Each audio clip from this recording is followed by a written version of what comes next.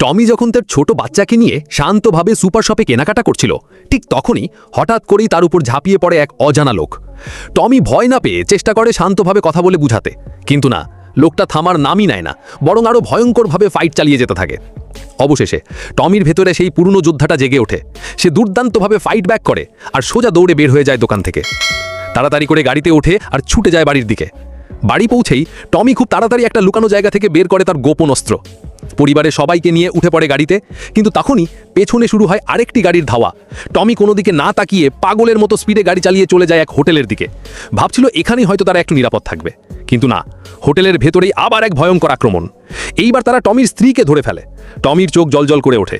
তার স্কিল, তার গতি আর তার সাহস সব কিছু একসাথে মিশে যায় এক মিশানয়।